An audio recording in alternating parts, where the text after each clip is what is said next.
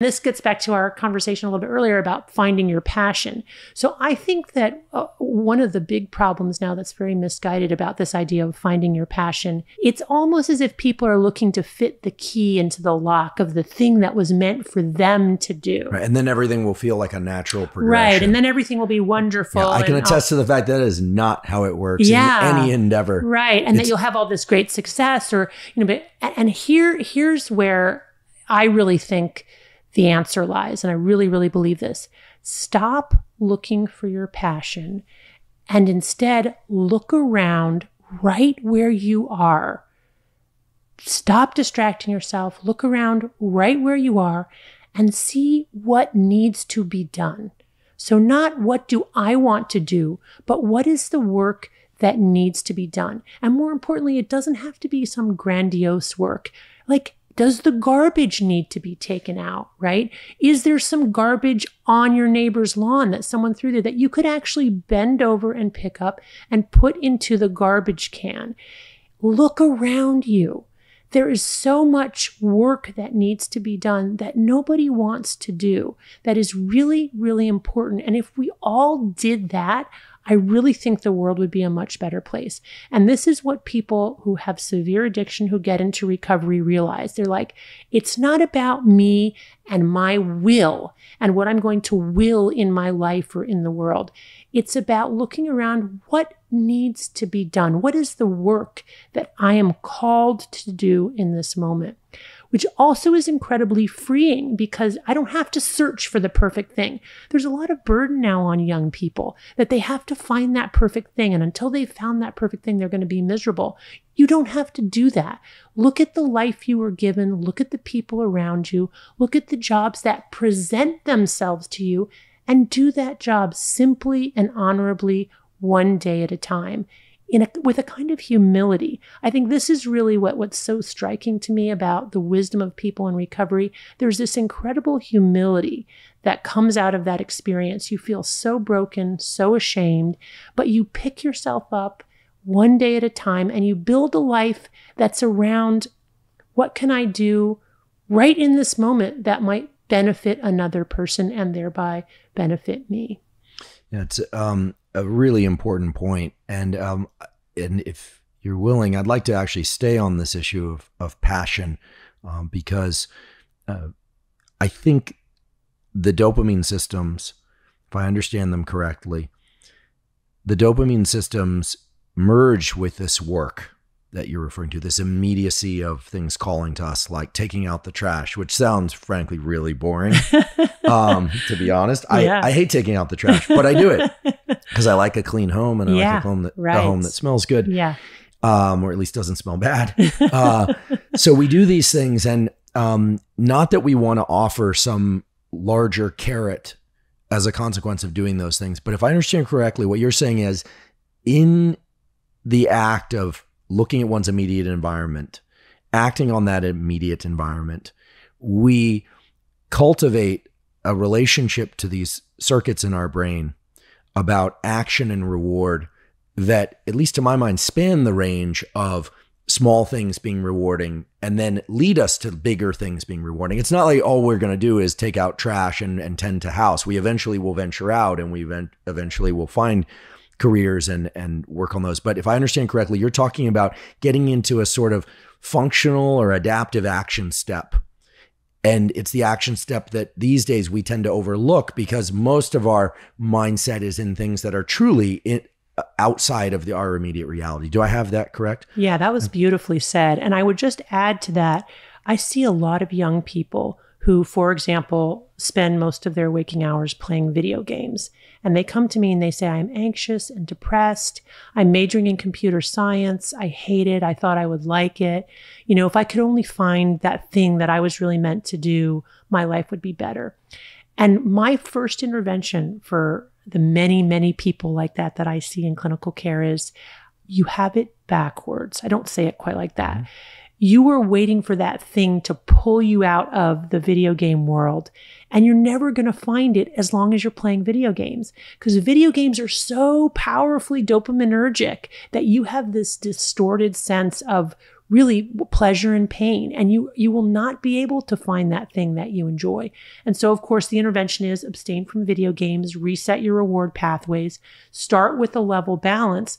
And what invariably happens, and I've just seen it over 20 years so many times, I've become really a believer in this. All of a sudden, it's like, oh, wow, my computer science class is interesting this quarter. It's like, okay, you have a receptivity then to experiencing pleasure and reward in a way you just don't have when you're bombarding your reward pathways with these high dopamine drugs. Very interesting. And just to underscore this notion that tending to the immediate things can lead to super performance. I may have mentioned it earlier this episode, but if I didn't, I'll mention it now, which is I have the great privilege of having some close friends that were in the SEAL teams and doing some work with those communities. And it's a remarkable community for reasons that I think most people don't understand. People think they see the images carrying logs down the beach and all the blowing stuff on, all the stuff that's fun for guys like that. But all of the guys I know who are in the SEAL teams have this sense of duty about immediate things, and not just holding the door and helping with the dishes and moving things around. They are constantly scanning their environment for what can be done. They essentially conquer every environment they're in. They are also some of the most competitive human beings, but they do it in the world, and they do it unless they're in the act of warfighting, which is their real job. They do it in every environment in a very benevolent way. And it's a remarkable thing because I think it's what is part of what they're selected for. And there's a range there, but I think when we hear about tending to the immediate things, or this phrase, how you do one thing is how you do anything, that's a tricky one for me because there's certain things I just don't do well. But should we always be trying? I think that the tending to setting the horizon in closely, and tending to things in one's immediate environment, I think it is very powerful and translates. Because again, I think the nervous system, it performs algorithms. It has action steps. The brain doesn't evolve to do one thing. It evolves to be able to use the same approach to doing lots of different things. I just want to add, so even beyond that, because that totally resonates for me and is very consistent with people in recovery from addiction who learn to take it one day at a time, which is one of the, standard lingo from Alcoholics Anonymous and other 12-step groups. But I think also, as you say, our brain is really wired for the 24-hour period. We're not very good at sort of the, 10-year, 20. I mean, we have these huge frontal lobes, and yes, we're great planners and we can, but if we live too much in that space, we can really get very anxious and depressed and lost and either catastrophize or get grandiose. But if you can chunk it down to a day, what people in recovery talk about is how if I can just do today right, then I will get a chain of days that seem insignificant in their individual units. But after 6 months or a year or 2 years of those good days, I've got 2 very good years, right? And I look back and it's like, oh, wow, well, I guess I did all that. But I think that's really, one of the keys is really taking it one day at a time, which your SEALs, and also this connecting with the environment, right? So being awake and alert to your environment and connecting with your environment, not trying to escape it. And of course, escapism is what we all want and desire, that experience of non-being. And we get it from the internet or from drugs or whatever it is, but it's the booby prize because ultimately it takes you further and further away from your immediate environment, which is where we really have to connect to get that sense of groundedness and authenticity and like of being in our own lives. So along those lines, I've heard you say that in order to reset the dopamine system, essentially in order to break an addictive pattern, to become unaddicted, 30 days of zero interaction with that substance, that person, etc. Right. Is that correct? Yeah. And 30 days is, in my clinical experience, the average amount of time it takes for the brain to reset reward pathways, for dopamine transmission to regenerate itself. There's also a little bit of science that suggests that that's true. Some imaging studies showing that our brains are still in a dopamine deficit state 2 weeks after we've been using our drug.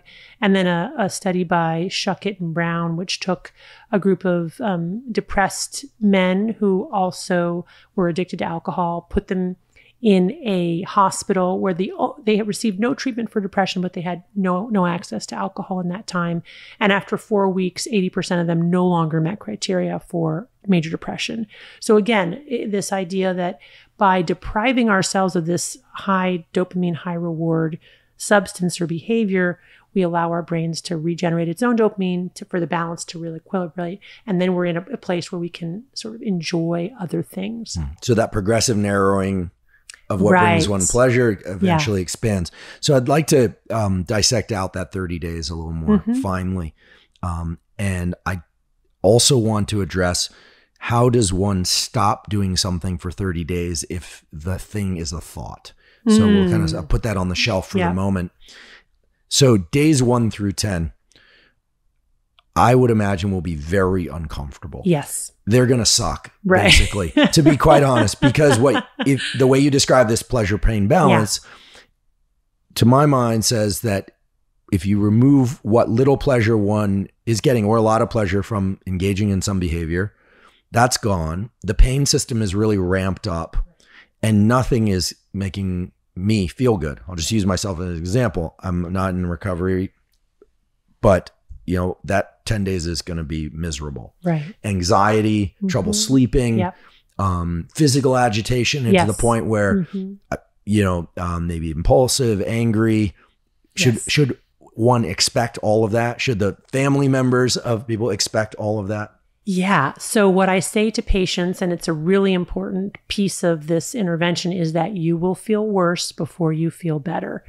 For how long? Yeah. This is probably the first question they ask, right? And I say, usually in my clinical experience, you'll feel worse for 2 weeks. But if you can make it through those first 2 weeks, the sun will start to come out in week 3. And by week 4, most people are feeling a whole lot better than they were before they stopped using their substance. So you have to, it's a hard thing. Like, you have to sign up for it. And I will say, obviously, there are people with addictions that are so severe that as long as they have access to their drug or behavior, they're not able to stop themselves. And that's why we have, higher levels of care or residential treatment. So this is not going to be for everybody, this intervention, but it's amazing how many people with really severe addictions to things like heroin, cocaine, very severe pornography addictions. I posit this, and I do it as an experiment. I said, let's try this experiment. I'm always amazed, number one, how many of them are willing, and number two, how many of them are actually able to do it. They are able to do it. And so that little nudge is sort of just what they need. And the carrot is, there's a better life out there for you, and you'll be able to taste it in a month. You really will be able to begin to see that you can feel better and that there's another way.